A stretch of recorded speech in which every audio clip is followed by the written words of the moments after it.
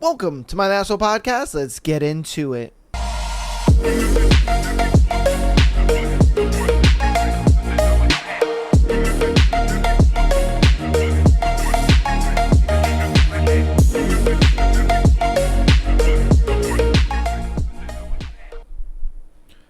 Oh, welcome to my The Asshole Podcast. We have a beautiful Thursday episode for you guys on deck, ready to go. My goodness, has the book been getting a JOC?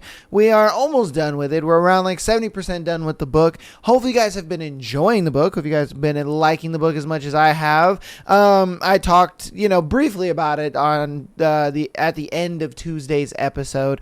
And so Dahlia and the dude, they're pretty much like, I guess, a couple now, which I think is a little weird. Like I said at the end of the episode on Tuesday, if you guys didn't listen to that, it was one of those things where I was like, it's so weird how they're kind of like a couple now, only because dude was like, he made it so apparent, like, oh yeah, I'm just using her and like she's just just some sex for me, whatever, blah blah blah. Then all of a sudden, she's wearing a nice dress and going out on a date with another dude, and then all of a sudden he's just like, well, no, you can't do that. You can't I'll make you my girlfriend, then I'll date you. You better watch yourself. And I'm just like, huh? Like this, like it just didn't make any sense to me, if I'm being real with you. But hey, it is what it is. I'm excited to dive more into it. I believe it's chapters 28 and 29. I could be like totally wrong with that, but we're going to be doing 2 chapters today. But before we get into today's book, we have our thread, and today's thread is pretty interesting. Today's thread is men with something, what's some women's or girls' habits you discovered only after getting a wife or a girlfriend. Okay, so let's see what habits you've discovered only after getting a girlfriend. All right. Okay, the detailed character development of every person ever mentioned in a conversation. I know next to nothing about my coworkers, but hers, oh my God. That's so facts. That is so, because it's one of those things where, like, the moment you start to have a girlfriend, or even, have a wife, or I don't even think you really need to get to, like, the wife level. We could just even say girlfriend, if I'm being honest with you.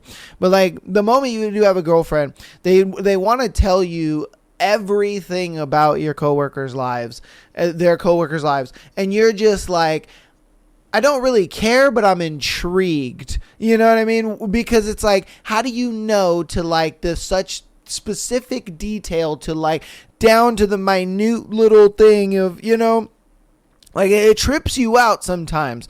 You know what I mean? You're just sitting there thinking to yourself like, I don't even know half this shit or even close to this about my coworkers. Like I just go to the place, I hear stuff, and then that's that. You know what I mean? Like I'll just hear shit here and there, and that's it. But like for your girl, nah, bro, she's gonna hear every little tiny thing. And then, even if she hears just like for guys, we'll just hear like, oh yeah, Stacy's having a baby. Oh, dude, that's cool. That's really cool. But like for her, she's like, oh yeah, Stacy I got pregnant on this day, and then they started doing this, and she had her first appointment, and then she went to the ultrasound thing, and then did this, and then did that. It's never just like, oh yeah, she just got pregnant. No, it's like, she got pregnant on this day, and then this happened, and then this happened, and this happened, and this happened, and then they're going to do this, and then they're going to do that, and then the baby shower, and then all that, and you're just like, oh shit, oh okay. All right, all I cared about was the information of she got pregnant. You know what I mean? Like my brain stopped right there. Like, dude. All right, let's get on to the next one. Oh my God. All right, men, what is something that you noticed when you got a girlfriend or wife? If they ask if you want something, they want that. Facts. Oh my God, facts, bro. Facts. Anytime they're just like, do you want ice cream? And you're just like, oh no, babe, I don't want ice cream. Do you want some? She's like, no, I don't want any ice cream. And they And then you're just like, oh, okay, all right. And a lot of guys miss that. And so then she's all upset and pouty and mad, you know what I mean? And they're like, no, I'll get you some. No, I don't want any. I don't want any anymore. And you're just like, babe, I know you want some ice cream. Let's go get it. And she's like, no, unless you're going to have some, I don't want any. You know what I mean? Anytime your girl asks you if you want something, just say yes. This is what I usually do. I will go ahead and I'll say yes. So like, let's just do ice cream, for instance. She says, do you want ice cream? I'm like, yes, I do want ice cream. That sounds fantastic right now. What I'll do is get her whatever it is she wants. I'll get the smallest portion possible. I'll be like, give me one scoop, or give me, just like a little tiny bowl or whatever. You know what I mean? Like, you kind of almost gotta like trick your girlfriend into, getting her what she wants without you necessarily, I guess, overindulging yourself. Because a lot of times us men are generally just not hungry. We are generally just not in the mood for ice cream. We're generally just not, I don't know. We ain't got no more in the stomach. You know what I mean? But she does. So we're just like, you gotta find a way to like Jedi mind trick her. To be like, yes, I do want ice cream. But in reality, I'm just going to get a couple samples and then buy you your ice cream. Because this is how I used to get around it all the time. I didn't want ice cream, but she wanted ice cream, and I knew she wanted ice cream. So I said that I wanted ice cream. So then I would make sure to order hers first. All right? Order hers first. And then when it's given to her, you just be like, oh, yeah, let me sample that right there. That looks good, right, babe? That looks good. And then you're like, all right. Dang, that is really good. Dang. All right, well, we're going to check out. And she's just like licking her ice cream like nothing's going on. And then she's like, you didn't get anything? No, because I didn't want ice cream, but I knew you wanted ice cream, so I said I wanted ice cream. You know what I mean? You have to Jedi mind trick her, man. You Jedi mind. That way she gets what she wants.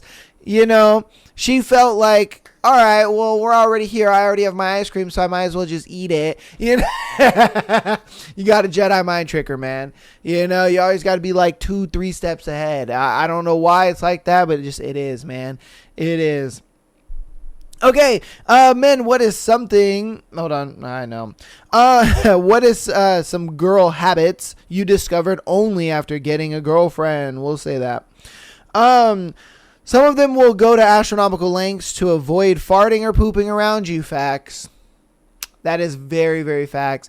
I remember my ex-fiance. She didn't like fart nor poop for like 2 years.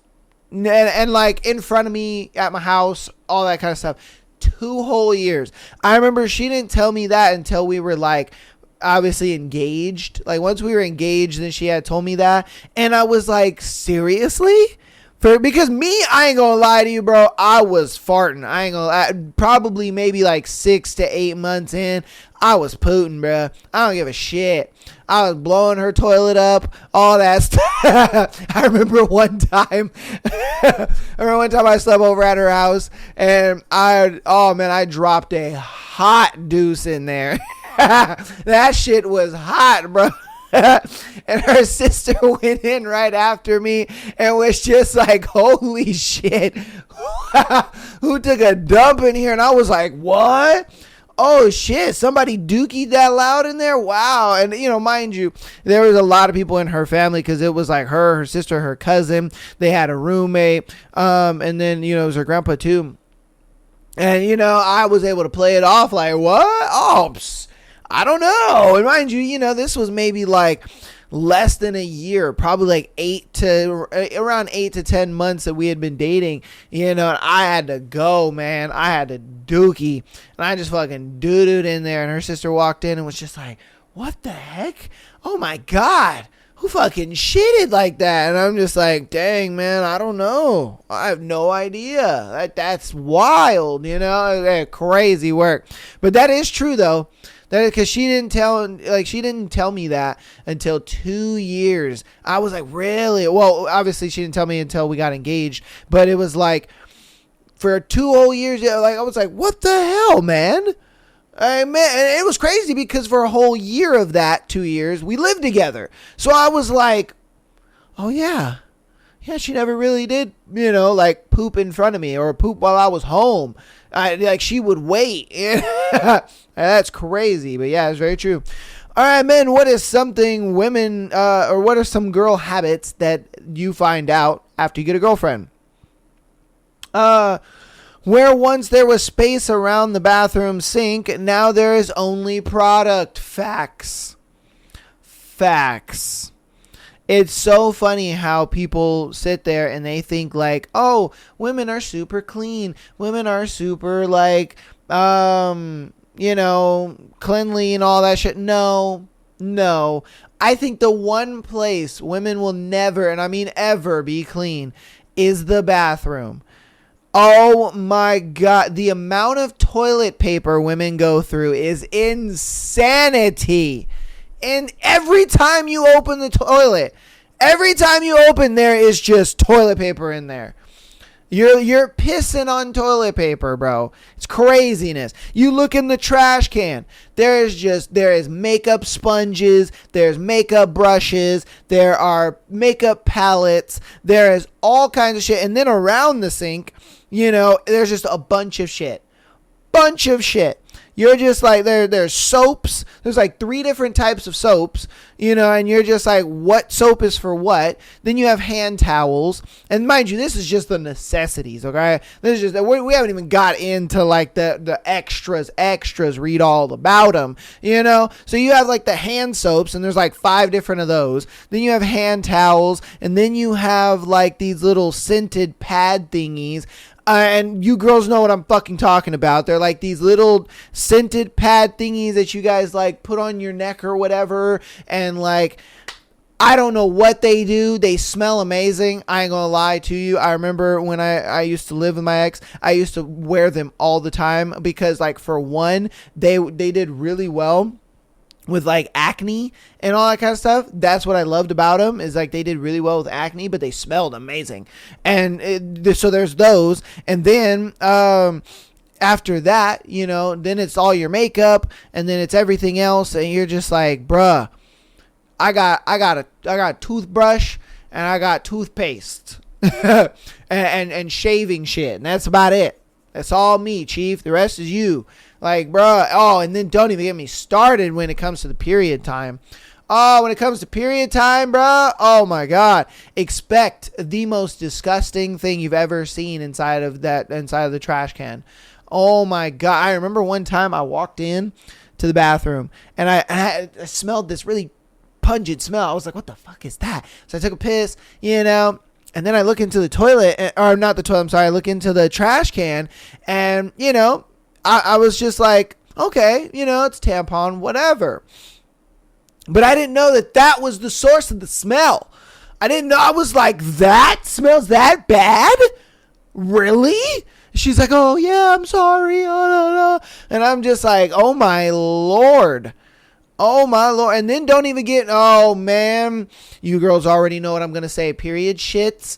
Jesus Christ. Oh, Jesus Christ, on a motorbike, bro. Oh my, walk in on one of those, I swear to God, bro, you ain't surviving. You are not surviving. Let me be real. You are not surviving. Oh, Lordy. Yeah, we love our women, though. You know what I mean? We love them. We just don't love your bathroom habits. Yeah, I mean. All right, man, what is some girl habits that you noticed after you got a girlfriend? My husband would say the amount of underwear I take on vacation. He's always like, are you thinking of pooping your pants 7 times on this trip? Never thought about that. The amount of underwear women bring to things. But I always chalked it up to just like, there's always something going on down there. You know what I mean? And it's kind of just like out of their control.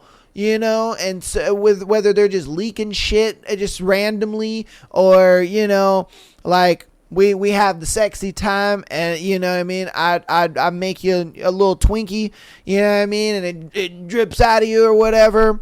So like I don't know. Me, I always chalked it up to that is out of my pay grade. I don't understand the intricacies of that department down there, on its day-to-day basis. I mean, I know it when I visit it, but like other than that, I don't know it. I always say like men are the corporate of coochies, you know what I mean? Because it's like we visit every once in a while, and we're there and we have a great time and it's fantastic. And then we leave. It's like when say you're at your job, right, and everybody's just like, oh my god, the people from corporate are coming. You shave it up, you clean it up, you get it looking nice and everything's good. Corporate comes on in, everything's fantastic and fine, and then corporate leaves, and that's when the hair grows back, and it's a little pungent, a little bit of this, a little bit of sweaty, a little bit of dischargey, this and that.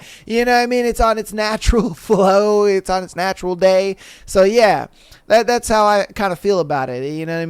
Men are just kind of the corporate of coochies.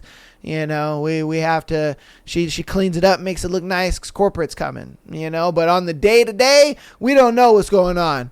We don't know what's going on over there, We don't know how they deal with the customers on the day to day, you know what I mean? So yeah, I that's why for me, I just look at it like, pack all you need to pack. You're good. You're good, fam. All right. Men, what is some of girls' habits that you find out once you get a girlfriend? When a woman is complimenting on some part of her outfit, she will instinctively respond with, thanks, I got it from insert shop brand here. Yeah, because they just want to tell you that, they bought something. Yeah, you know what I mean? Like a lot of times you as a guy get to a point where you just instinctively say it. Oh, babe, that looks good on you. Where did you buy it? That part of the sentence, where did you buy it? You're going to start noticing yourself saying that to even men. You're going to walk up to your homie. Oh, damn, dude, shirt looks good on you, man. Where'd you buy it? And dude is looking at you like what? Who is this nigga? You know what I mean? They looking at you like, who the fuck is this guy? Like, nigga, I bought it at Target. Like, what? Why are you asking me where I bought my shirt from? And you're just like, shit. You know what I mean? And that's how you know. That's how you know a guy has had a girlfriend for too long, or he's been in a relationship for far too long. When he starts like saying shit that he like knows he has to say to his girl, and it just bleeds into conversations with his guys, and he's just like, fuck. Shit. You know what I mean? He's like, man, I really did ask my homie where he fucking got his shirt from. Why? Because anytime I ask my girl, or I see my girl in something, I have to ask her where she got it from, because I know she's going to want to tell me where she got it from. Oh, bad. It's all bad. Oh, man. It is all bad. All right. Men, what is some women habits that you notice when you got a girlfriend? Hair bands left everywhere. That and fucking hair ties. Oh, my baby Jesus. You will find hair ties everywhere. You'll find them in your bed. You'll find them in your car. You'll find them in the kitchen. You'll find them in the bathroom. You'll find them in the living room. You'll find them on the couch. You'll find them in the kitchen. You'll find them in cupboards. You'll find them everywhere. Women leave hair ties everywhere. Everywhere. And they'll even accuse you of being just like, whose hair tie is this? Yours. Fuck are we talking about? Yours. Babe, you leave hair ties everywhere. I remember what I would do is I would purposely buy my girl colored, like brightly colored ones. I purposely, I'd buy her brightly colored ones. So that way, when she's walking around the house, she would see them because they're so brightly colored. And she would just be like, oh, I left a hair tie there? Oh, I didn't know there was a hair tie right here. And I'm just like, yeah. She'd see it in my car and be like, who? Oh, I left a hair tie in here. And I'm like, yep. Yeah, you did. Yeah, you did leave a hair tie in the car. I'm telling you guys, take that piece of knowledge right there. Don't get her brown ones. Don't get her black ones. Don't get her like opaque colors. No. Get a bright fucking color. All right? Get her a bright color. Go to Target or Walmart. Go to one of those two. Go to the little beauty section or whatever, and look for hair ties and look for brightly colored ones. I don't care what color. It doesn't matter. It can be red, blue, highlighter. It doesn't matter. All right, I bought highlighter colors because I was just like, she's going to fucking see it. I don't care. She's seeing it. You know what I mean? And trust me, you will then notice. You will notice it 10 times more because like when they're brown and black and opaque or whatever, they blend in. You know what I mean? And that's what she's hoping. She's hoping to just kind of have them blend in. You know what I mean? That's her little master plan, you know? And she's hoping they blend in and you don't see them. But when they're brightly colored, oh, she's going to be like, oh no. They're like everywhere. No, I'm telling you, hey. And then when she finds them in the car, yeah. You look at her and you just be like, yeah, you left it in the car, didn't you? Yeah. You go ahead and deal with that one, champ. You go and deal with that one, champ. You take that one. Oh my God. All right, men. What's some women habits that you notice when you get a girlfriend? All right, my wife looked at me closely one day and was like, "You need to moisturize." Now I'm a slut for Cervina. Facts. I won't lie to you. It is only until you get a girlfriend that you realize blackheads exist. And then you literally can't live without pulling your blackheads out.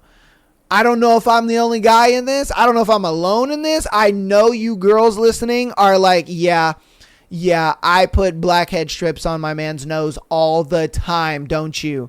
Don't lie to me. I know you do. You're probably giggling up a storm right now because you're like, I do.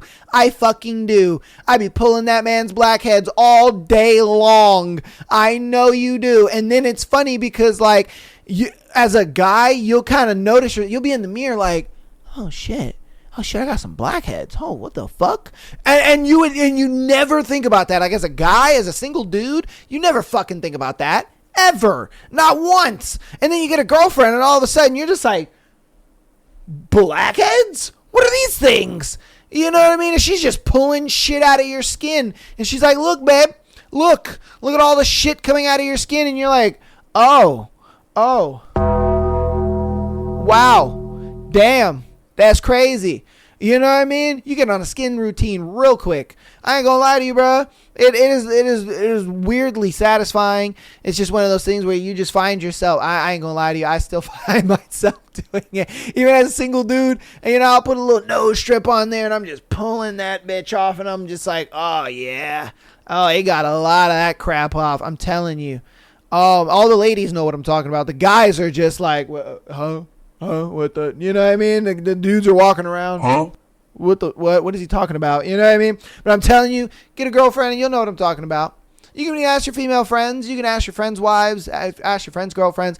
Oh, trust me, you can ask your friends. They'll tell you, oh, bro, she's always trying to pop my pimples or, pull out ingrown hairs or fucking pull my blackheads. And, you know what I mean? She's always trying to, fucking be Dr. Pimple Popper on my face and shit and all that. I'm telling you, girls are disgusting. They are disgusting creatures and they just love shit that comes out of your body. I don't know why. They just do. They do. Women are something else, man. I ain't gonna lie to you, but that's gonna be the end of this thread. Hopefully you guys enjoyed the thread, man. Oh my God. Yes, those are crazy habits that when you get a girlfriend, you don't realize it when you're single. You really don't. You don't realize it when you're single, but then when you start dating her and she gets comfortable, and you guys start living together and all that kind of stuff, bro, you notice the craziest shit. I'm telling you, man, you notice the craziest shit in a girl. But ladies, Definitely let me know some more things that you may have noticed. Guys, definitely let me know down in the comments. All right, get a part of the thread. Let us know what crazy habits your girl or you as a woman do in a relationship. All right, so let's get through announcements. So patreon.com/My Last One Podcast. Get an exclusive episode every single Friday, as well as being able to send in your scenario to be featured on the Tuesday and Sunday show. Audio listeners, thank you guys so much for all of the support. I love you guys and appreciate you guys so much for coming out every week and hanging out with your boy 3 days a week.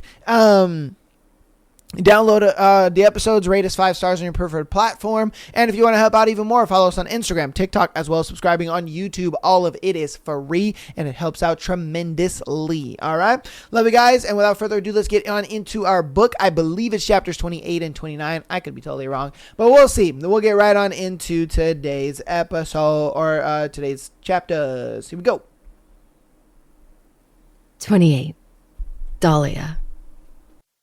Honey? Wake up. It's time to go, doll. Mom? Vi? They're both standing in a blindingly white distance, their shadows spilling on the ground, but not touching my feet. Blood gushes from Mom's forehead, slides down her arm, and slithers onto her hand that's holding Vi's. My dad appears on Vi's right and takes her other hand in his disfigured, bloodied one. I step forward, but I'm jolted in place by invisible chains, unable to move. They walk in the distance, their tall, distorted shadows retreating until I can only see their backs and the blood trails left behind. Drip, drip, drip. Where are you going? I scream, tears cascading down my cheeks. Come back! Don't leave me alone! You promised, Vi! They come to a halt and Vi looks back, her face pale, eyes sunk in, her hair having lost its shine. She looks like a ghost of herself with crimson blood dripping from her delicate fingers. A version of Vi I don't recognize, broken down, decimated. Goodbye, Dahlia. No, no! Wake up now, doll. Vi, no, don't go. It's okay. You'll be okay. No! Dahlia! Dahlia! Dahlia, wake up!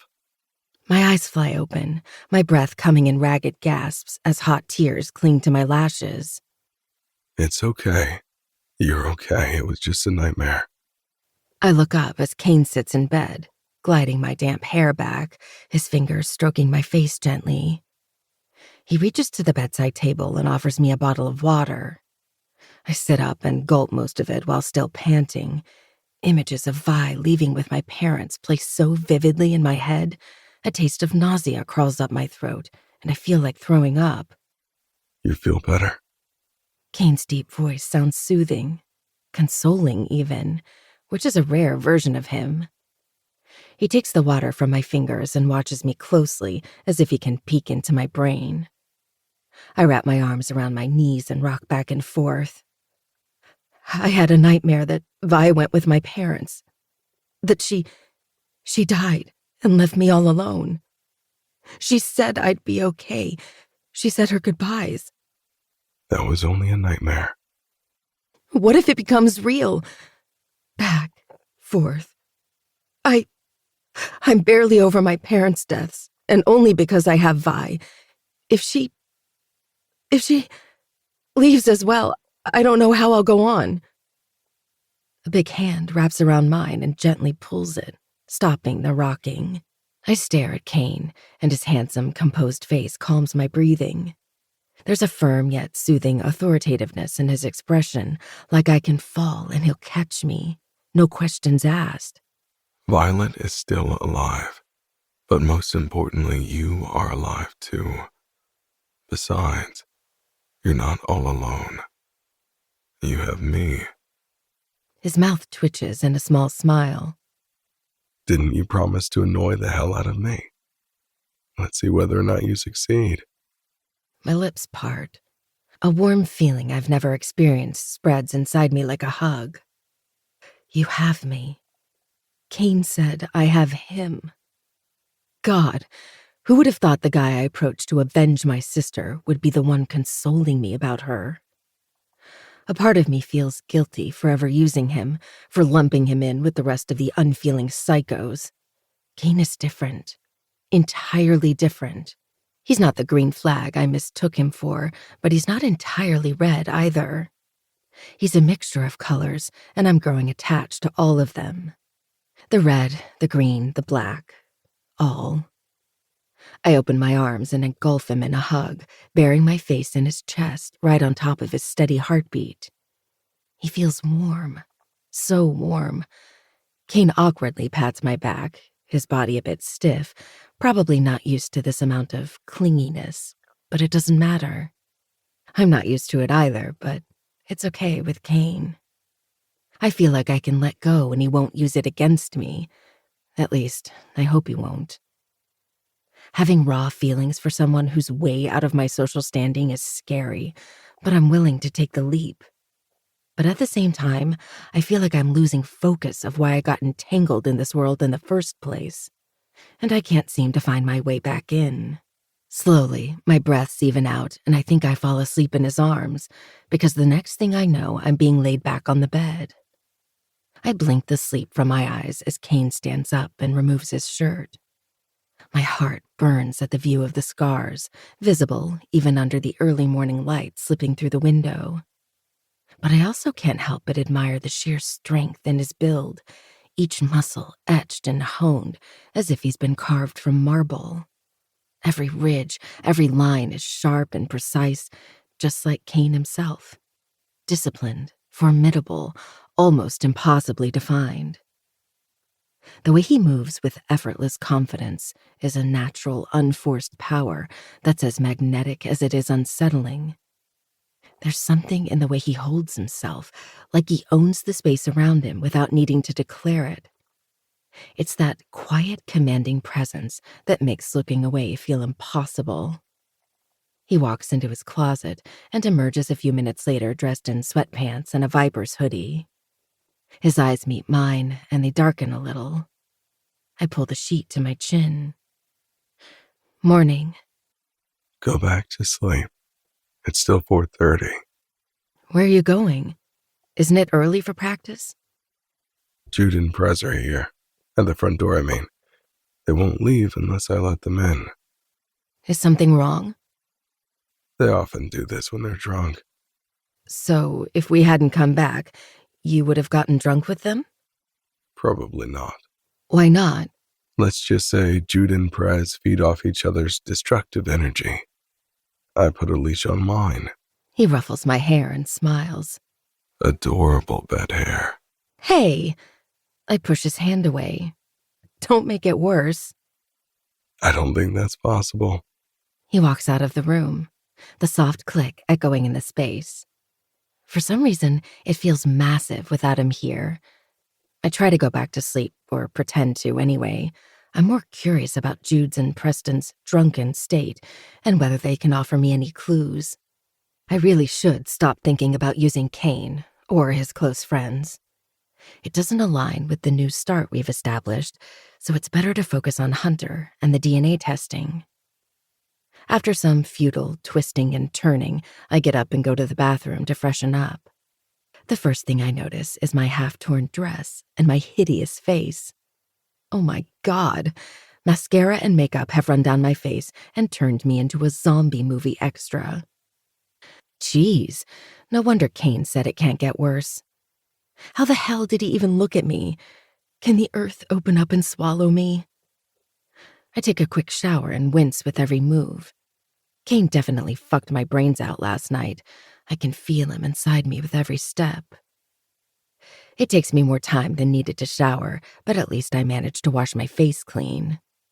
I put on one of his hoodies that swallows me and almost reaches my knees, and I have to roll up the sleeves to free my hands. The whole time, I'm surrounded by Kane's scent, and it feels like a hug. Or maybe I need to seriously stop being so into the man. My feet gently pat on the wood as I head to the living room. Do it gently, you brute. Preston shouts. I lean sideways, grabbing the wall with both hands.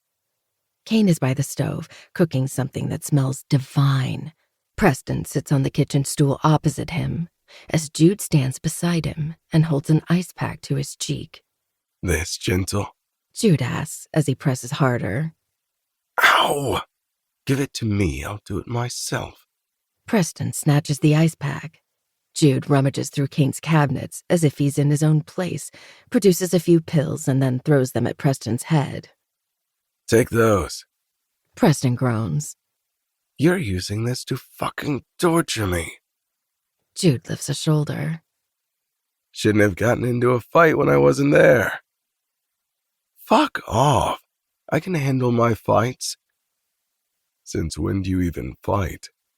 Kane glances at him sideways. Since someone needed to be put in their fucking place. Preston grins in that manic way. Sure it wasn't the other way around. You should see his face. I turned it into an impressionist art painting. I don't know about that. Jude hits him on the back of his head. Fucking bitch! Preston kicks him, but Jude dodges, and it barely grazes his leg. Enough. Kane slides a bowl of what looks like soup in front of Preston, and another one in front of Jude. I told you to keep your voices down or I'm kicking you out. Yeah, Mr. Pussywit. Preston mocks as he grabs a spoon. Is Kane cooking for them? This early? Man, this shit's amazing. Preston gives up on the spoon and drinks straight from the bowl. It's hot. Take it easy. Jude pulls the bowl away and passes him a napkin. Wipe your mouth. I made a lot, and pizza is on the way. Kane pours Preston another bowl and places a water bottle by the pills. Don't eat fast. I frown. Why are they treating Preston like that? I've never noticed this before, not even in practice. If anything, I thought Jude and Preston barely get along and always fight. But right now, when it's only the three of them and Preston has a bruise the size of Texas, they're fawning over him? I don't know if that's the right word, but they're definitely treating him differently, especially Jude. He keeps watching Preston as if looking for something. What? I don't know. Did you at least sleep before or after your nocturnal activities? Jude asks. Nope. Preston grins. I found something better than sleep. Catch them in the guest room. Kane says. Nah, I'll sleep after practice. Can you even survive practice in your state? Jude says. We'll know once I kick your ass today, big man. Jude smiles, but it's menacing. Nice dreams to have. The scene looks weirdly intimate. I feel like I'm trespassing on their bond or something. While I think Kane has a way better personality than both Jude and especially Preston, I'm starting to think the three of them share something a lot deeper than Vencor or even hockey. Standing here seems like I'm intruding, so I clear my throat and walk in. 3 pairs of eyes zoom in on me, but only Kane watches me with that edge. The one I feel would consume me on the spot if given the chance. His eyes size me up, stopping and narrowing at where his hoodie stops at my thighs. Look who we have here. Preston whistles. Deborah, the wolf spy. It's Dahlia, and I'm not a spy. Looked like it when you were rubbing yourself all over their captain a few hours ago. I bite my lower lip. I did that to make Kane jealous. There was no spying whatsoever. I vote a spy. Preston raises his hand. A la guillotine. Kane knocks his hand down. Behave yourself, asshole. You just don't want guillotine action, Jude. Let's all boo him again. Jude says nothing and focuses on eating. Weird. I would have sworn he'd jump at the idea of dragging me through the mud with Preston. Actually, Jude hasn't been antagonizing toward me at all lately, and even pulls Preston away when he starts. Kane rounds the island and comes to my side, wrapping a possessive arm around my waist, then whispers in my ear, What are you wearing? "Your hoodie?" It barely covers anything. Are you kidding? It covers everything. I don't like the idea of other men imagining you naked, Dahlia. You're being ridiculous. Pretty sure Preston would rather chop my head off instead. Touché, Dakota. Preston claps his hands and points a finger at me. Are you interested in testing my experimental new execution device? No, thanks. Aww. And here I thought we could be friends. He wraps an arm around Jude's shoulders. What about you, big man? Jude throws his hand off him. Hard pass. Ouch. You pierced me right where I don't give a fuck. Kane drags me to the stools and helps me hop on one. I'll pour you some soup. I also ordered some pizza so the drunks can have something to eat before practice. But you can have some too. Ew. Preston makes a face. I'm getting diabetes. Fuck off then. Kane goes to the other side and pours me a bowl. And miss seeing you be a domesticated dog. Preston grins. Here, little doggy. Who's a good boy? Is this the part where we give you a treat? Kane whacks him with a dish towel. Shut your mouth. Jude! Did you see that? Jude smacks him upside the head. Take your medicine. You fucking... He takes a deep breath, then smiles at me. See how they can't live without me? I don't know. Looks like you're a troublemaker. I take a sip of the soup and it tastes better than it smells. As expected of Kane. Me? Ha! Have you seen Jude on the rink? He's the troublemaker whose ass we'll have to clean up after. I lift a shoulder. Doesn't look the same off the rink. Even she can tell. Kane says. You're like a bad investment that keeps haunting the rest of the portfolio. Bitch, please. Your lives would be boring without me. I'd take that chance. Jude says. The betrayal is sending me. Preston smiles again at me, but it's fake at best and menacing at worst. Never mind them. Tell me, Daniela, you're not by any chance fucking both Kane and the wolf's dog at the same time, are you?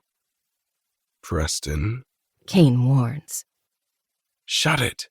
I'm doing this for your sake. Not that I have to explain myself to you, but I'm not. Good.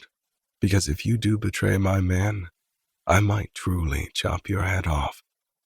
I swallow as that cloud of bloodlust hits me again. Preston remains still, but his eyes are cold, and the purple bruise makes him look monstrous. For a moment, I think he'll reach out and crush my face like the other time, but Kane grabs him by the hair and jerks his head back. He glares down at Preston. Threaten her again, and we'll have serious problems. Don't ever think about hurting her.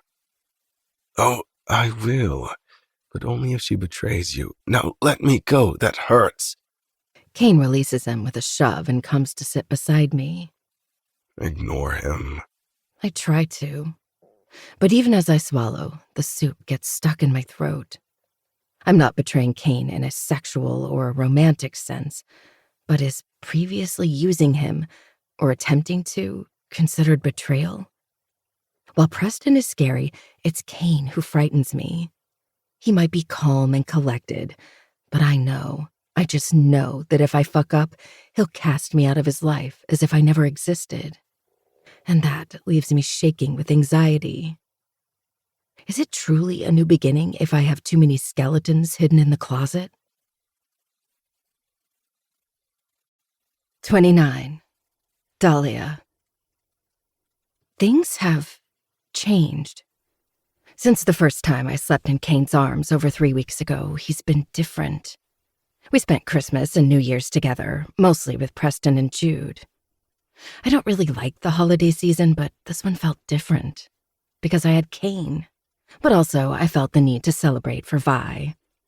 She always took them seriously, insisting we celebrate like a normal family and put up this small Christmas tree she goes overboard with decorating. It felt empty this year without her, but at least I had Kane. He's been changing over the past few weeks. It's been subtle and gradual, but it's heart-flutteringly noticeable. He still doesn't like it when I touch him for too long, but he's not so quick about removing my hands. We spend entire nights talking about everything and nothing. I told him about my whole childhood and all the shit I went through so Vi and I could survive. But I also told him about the good things as well. Part of the reason why I opened up was in the hopes that he'd also talk about his own childhood in depth. But he rarely does, and when it happens, it's usually without any emotion. Kane might have let me in, but his walls still stand tall, completely and utterly indestructible. But I'm not complaining. This whole time, I've only felt Kane lose control momentarily during sex. But lately, I can see glimpses of him doing so, even if he's not fucking me. He's one meticulous bastard and hates it when I leave things lying around. He also has these strange quirks like cooking in silence and not listening to any music. He also does the same in his home gym when working out, no speakers or headphones.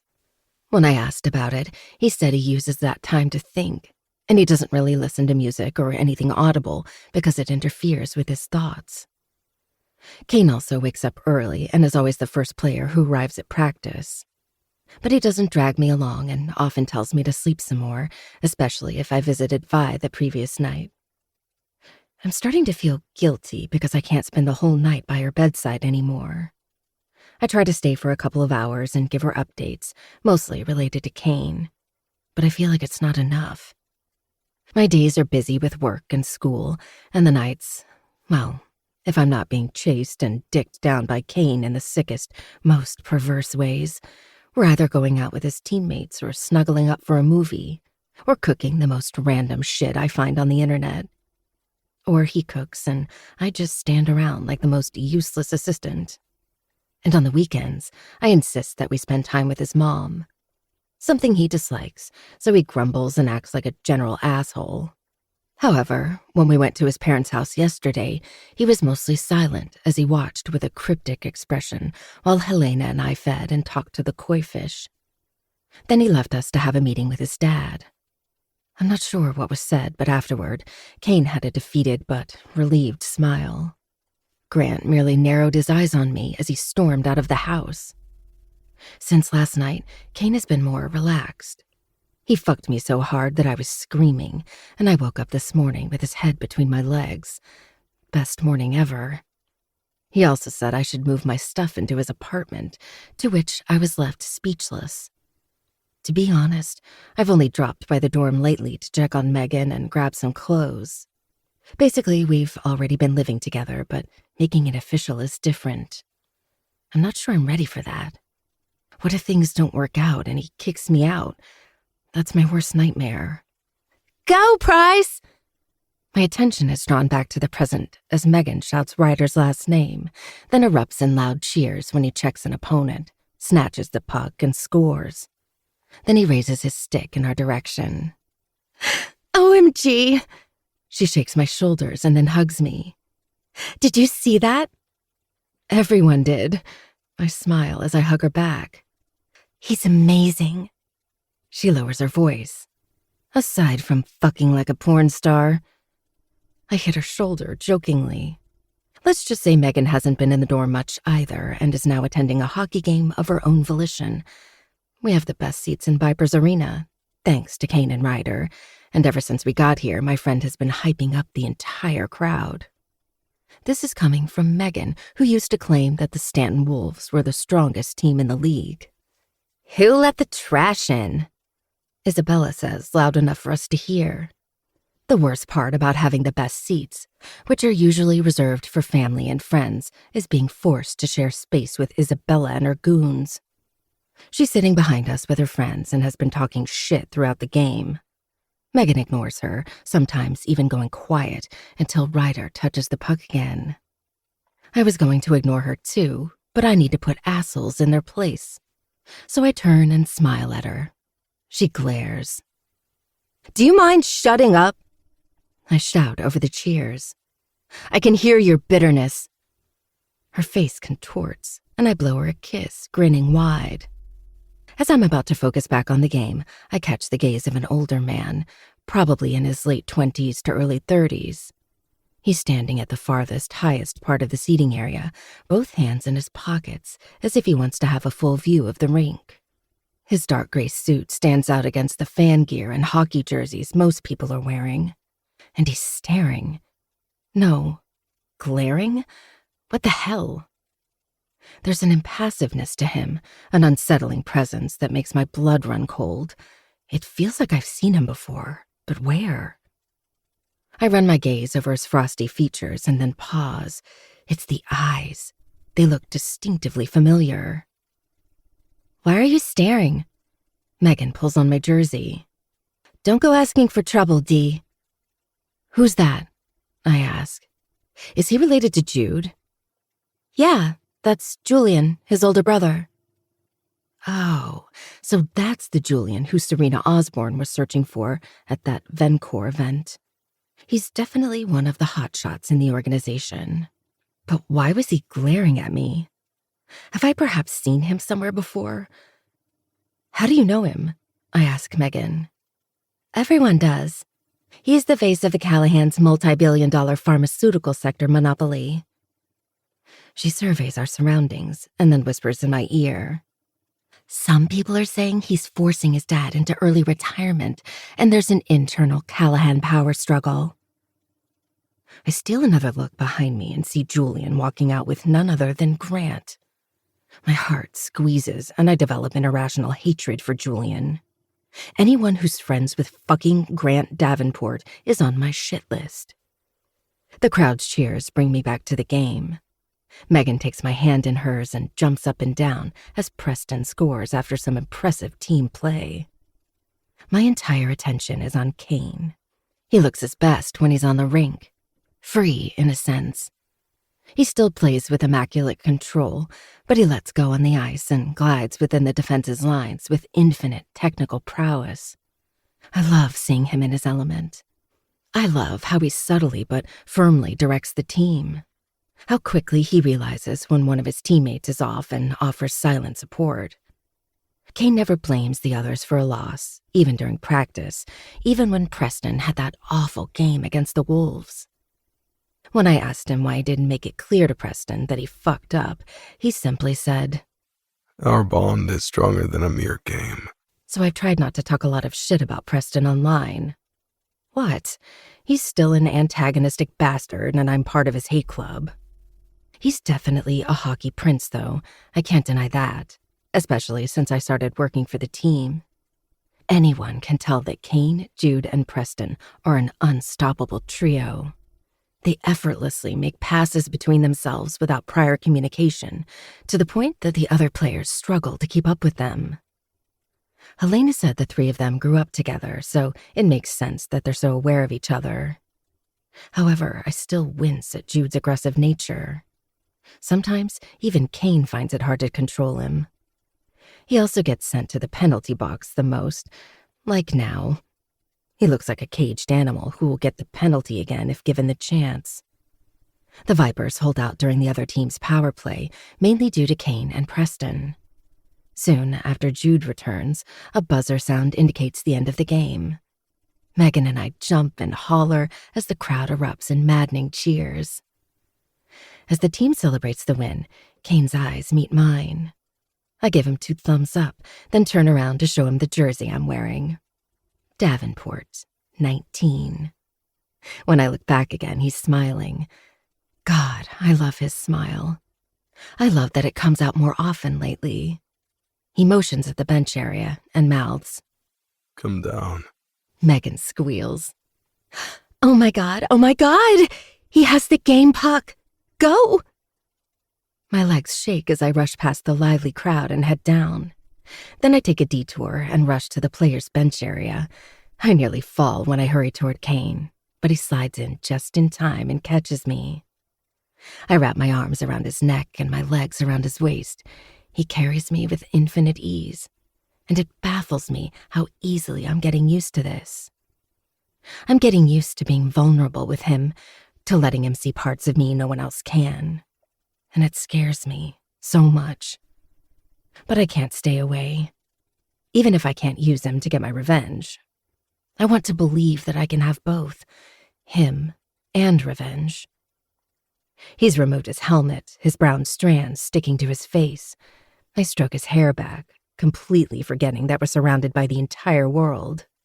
You were amazing, I say. Does that mean you'll sing my praises online? Cold as Kane.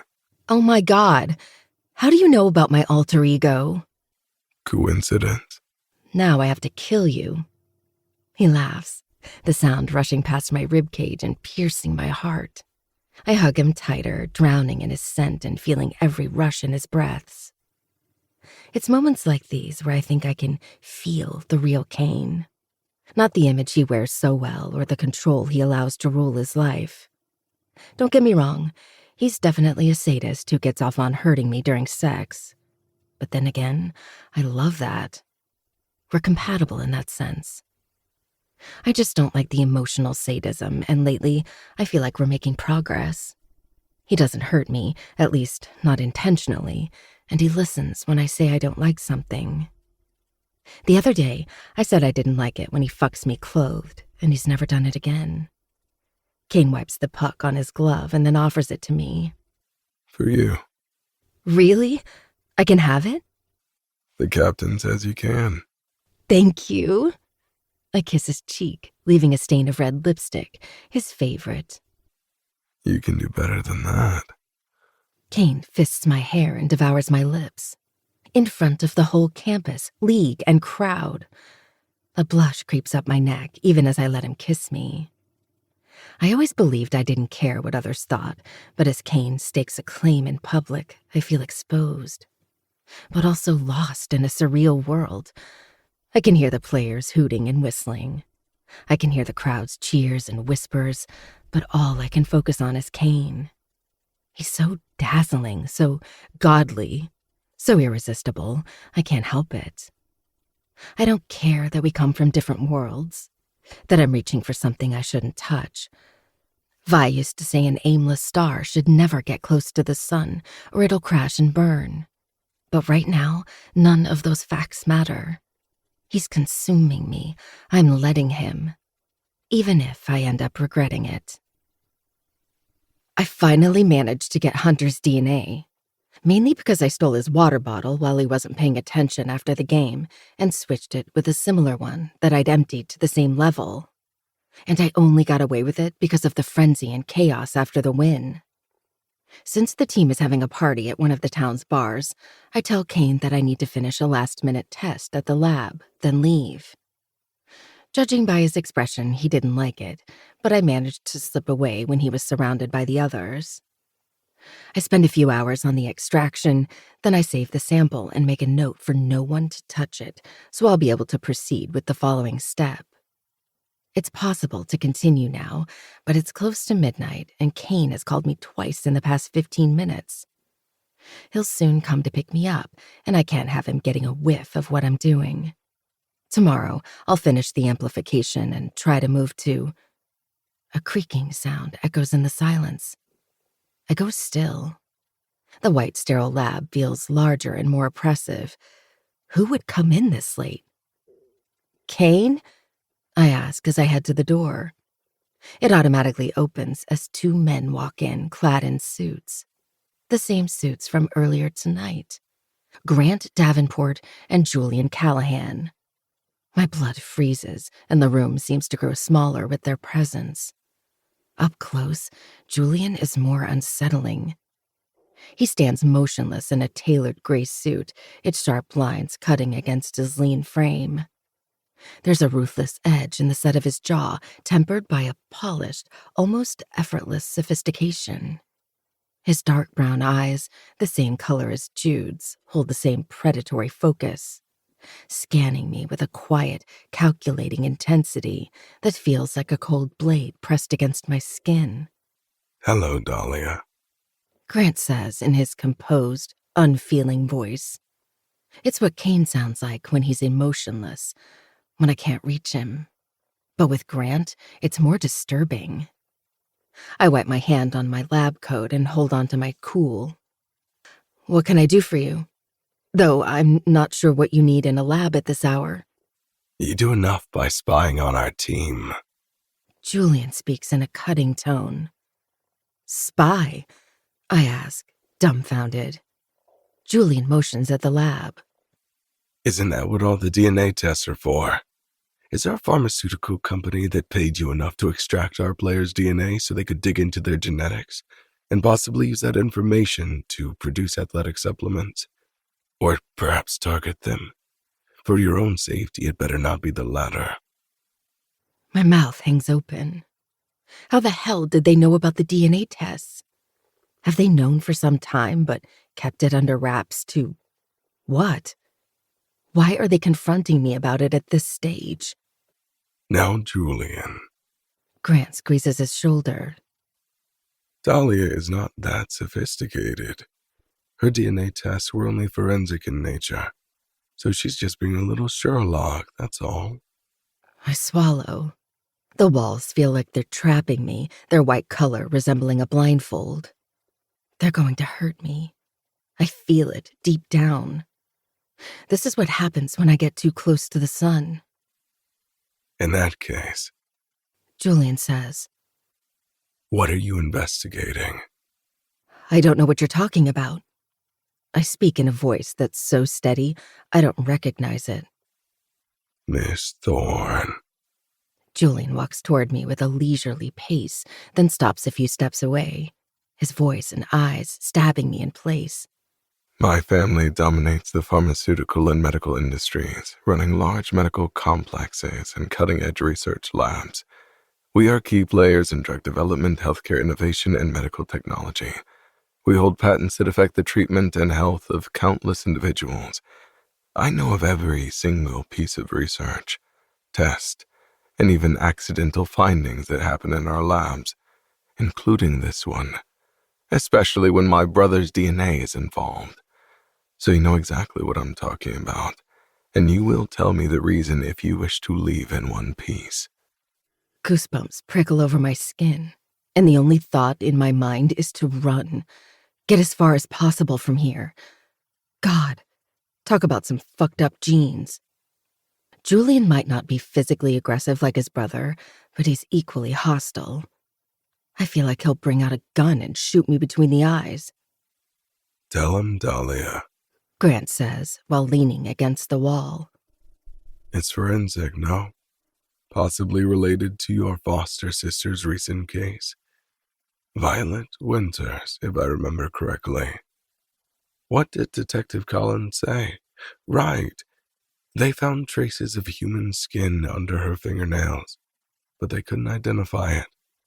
Were that the only evidence that could be used to locate her assailant is useless. You're just trying to do what the police couldn't accomplish. The room spins.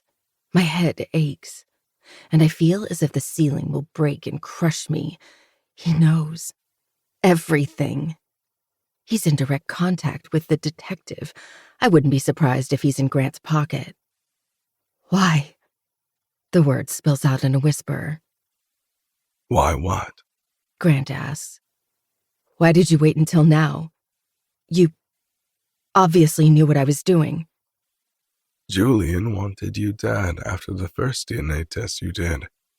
But since you didn't communicate with any rival companies, and merely seemed to be comparing them to another DNA sample, I asked him to wait and see where this was going, especially since you seemed interesting enough for my son to insist on protecting you.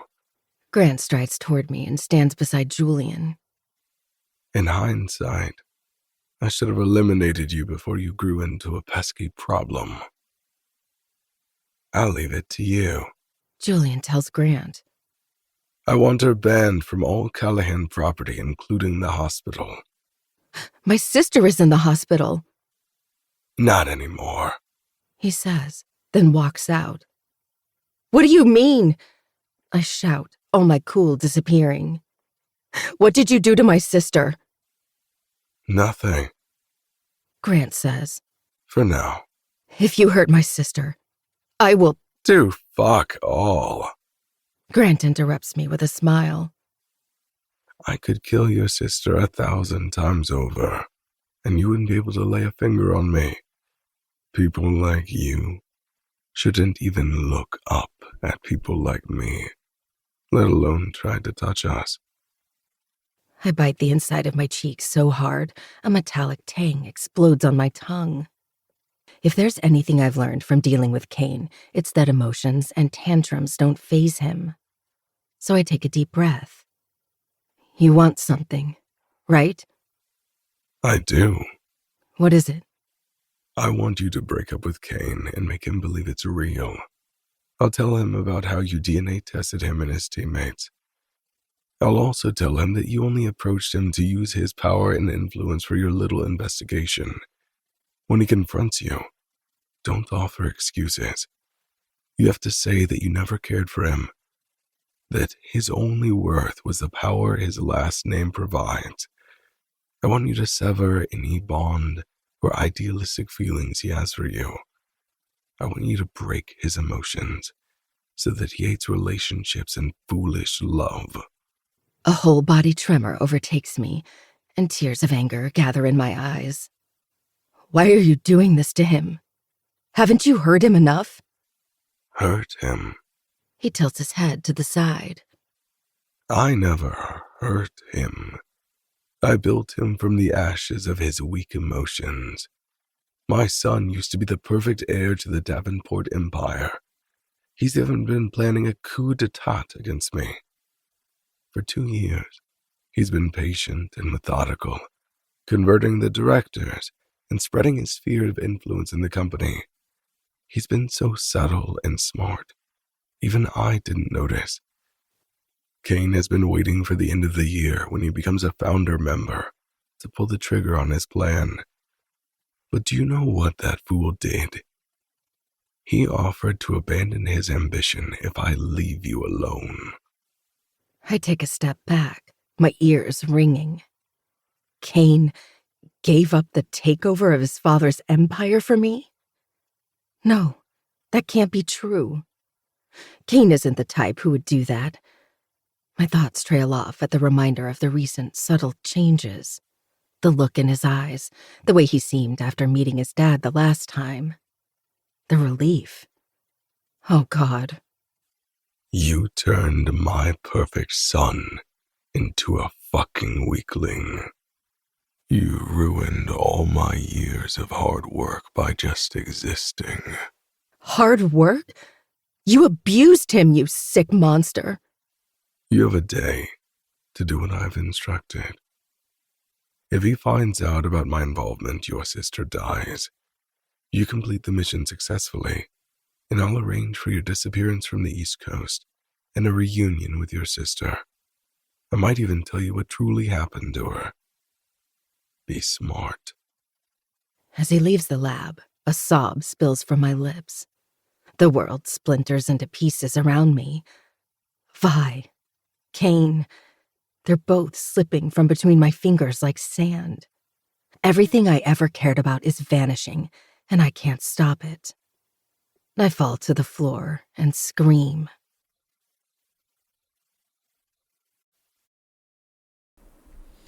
All right. Well, that has been today's episode. Hope you guys enjoyed. Thank you guys so much for watching and listening.